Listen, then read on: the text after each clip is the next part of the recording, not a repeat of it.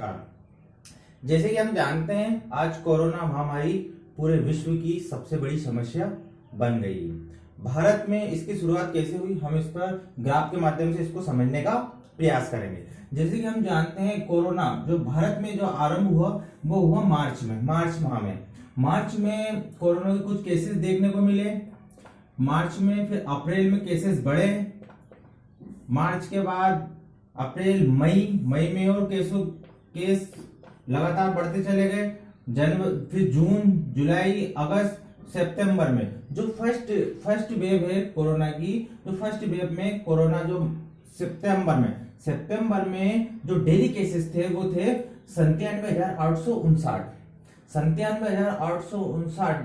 ये first wave में मतलब फर्स्ट स्टेज में भारत में सबसे ज्यादा जो केसेस देखने को मिले वो सितंबर महीने में 16 सितंबर 2020 का जो आंकड़ा है वो है 97,859 का।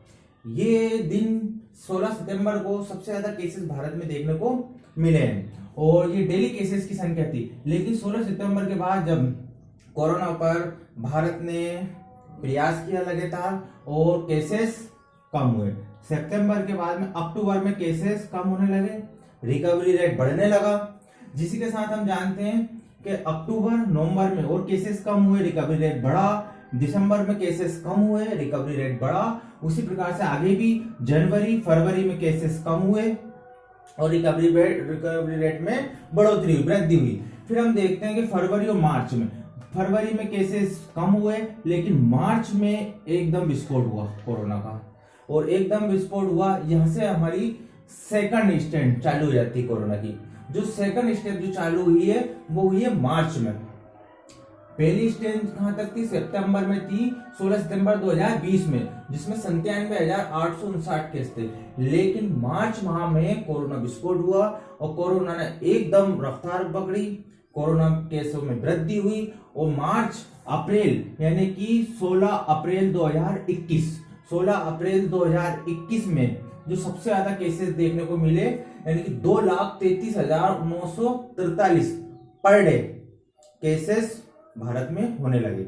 अब हम देखते हैं कि अप्रैल आने वाले महीना मई में भी ये केसेस 2 लाख से ऊपर होंगे। ये पर डे के केसेस हैं।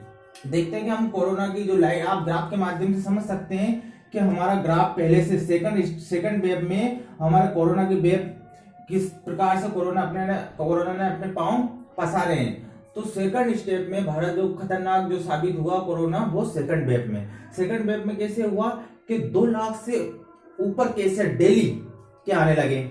आज भारत चिंता में इसलिए है, आज भारत के सभी राजनीतिक दल हुए, प्रशासन हुआ, आज चिंता में इसलिए है, पूरा विश्व चिंतित में। लेकिन भारत में सबसे ज्यादा जो विस्फोट हो रहा है वो मार्च और अप्रैल में हुआ है और अप्रैल में आज हम देखते हैं कि 16 अप्रैल का ये आंकड़ा है। 16 अप्रैल में पर डे केस 2 लाख से ऊपर नए केसेस आ रहे हैं। तो आगे भी ये बरकरार है, लेकिन इसको कम करने के लिए हमें प्रयास किया जा रहा है भारत में। और अभी जो सबसे ज्यादा जो कोरोना में जो डेथ हो रही है, जो मर रहे हैं लोग, वो ऑक्सीजन की कमी के कारण हो रहा है। तो ऑक्सीजन को हम समझेंगे।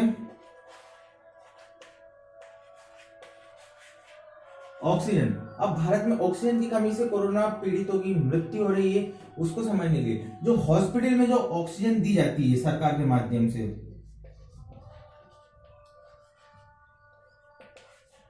हॉस्पिटल में जो ऑक्सीजन दी जाती है वो मात्र 15% दी जाती है। कितने परसेंट? 15% में। तो जो इंडस्ट्रीज को जो दी जाती है ऑक्सीजन,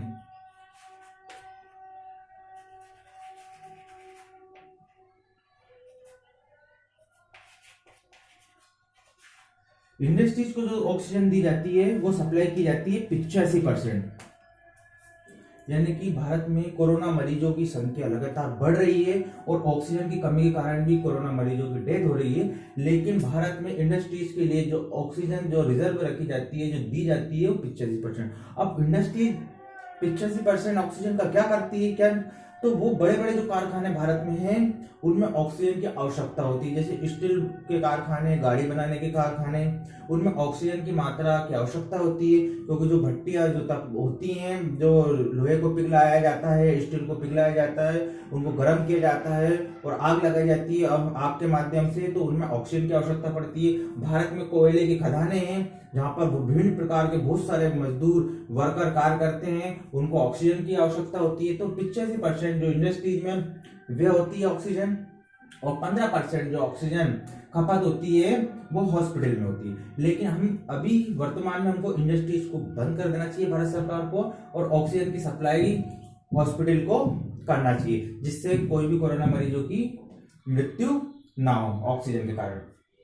एक और भारत में, जैसे भारत में हम कहा जाता है कि भारत में अभी विभिन्न प्रकार के आंदोलन, जैसे कि कोरोना महामारी के द्वारा, जैसे सरकार के द्वारा जो कार्य किए जा रहे हैं हम उनका पालन नहीं कर रहे हैं। जो हमारी सेकंड स्टेप में जो कोरोना घातक हुआ है, ये कहीं ना कहीं हमारी लापरवाही के कारण, जो सेकंड स्टेप में कोरोना ने अपने पांव पसारे हैं और एक विस्फोट उभर कर सामने जो भारत के सामने आया है, ये कहीं ना कहीं हमारी भी लापरवाही, हम सोशल डिस्टेंस का पालन नहीं कर रहे हैं, कोरोना गाइडलाइनों का पालन नहीं कर रहे हैं, मास्क नहीं लगा रहे हैं, कोरोना को मजाक में ले रहे हैं, कोरोना को मजाक में ले रहे हैं। इस कारण से भी क्या हो रहा है, कोरोना में तेजी से वृद्धि हुई।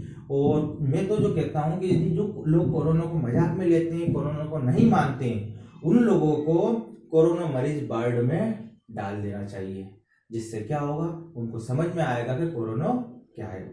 जो कोरोना को नहीं मानते हैं, जो कोरोना को मजाक में लेते हैं, कोरोना की गाइडलाइन को फॉलो नहीं करते हैं, उनको क्या करें, एक ही उपाय है उनके लिए, उनको उठाओ और कोरोना मरीज वार्ड में डाल दी जाए, ताकि उनको समझ में आएगा कि कोरोना क्या है। इसी प्रकार से भारत में एक चीज और की जाना चाहिए, इस्मा एक्ट।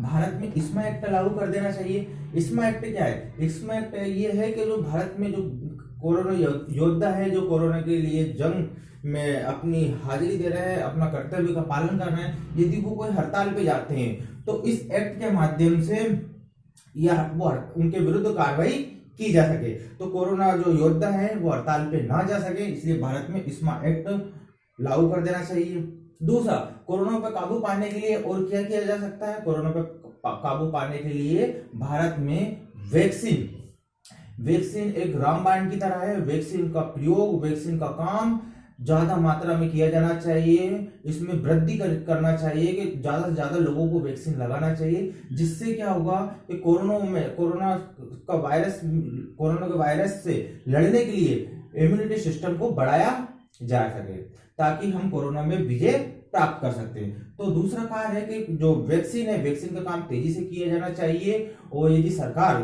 के द्वारा वैक्सीन का काम नहीं हो पा रहा है पूर्ण इतने बड़े, क्योंकि भारत की जनसंख्या विश्व में दूसरे नंबर पर है, इतने बड़े भारत में वैक्सीन का काम नहीं किया जा रहा है, तो प्राइवेट सेक्टरों को भी मदद लेना चाहिए। प्राइवेट लोगों के लिए, प्राइवेट के जो वर्कर है उनका भी प्रयोग करना चाहिए, उनका साथ लेना चाहिए, ताकि वैक्सीन का काम जल्द से जल्द बहुत तेजी से हो सके। दूसरा, जो भारत में निम्न वर्ग के लोग हैं, जो गरीब वर्ग के लोग हैं, उनको आज उनकी आर्थिक स्थिति बहुत ज्यादा कमजोर हो गई है, उनकी आर्थिक स्थिति पर ध्यान देना चाहिए सरकार को, और जो उनकी आवश्यकता है उन आवश्यकताओं की पूर्ति के लिए कार्य करना चाहिए। बस मैं इतना ही कहूंगा कि भारत कोरोना से जीतेगा और कोरोना हारेगा। जय हिंद, जय भारत।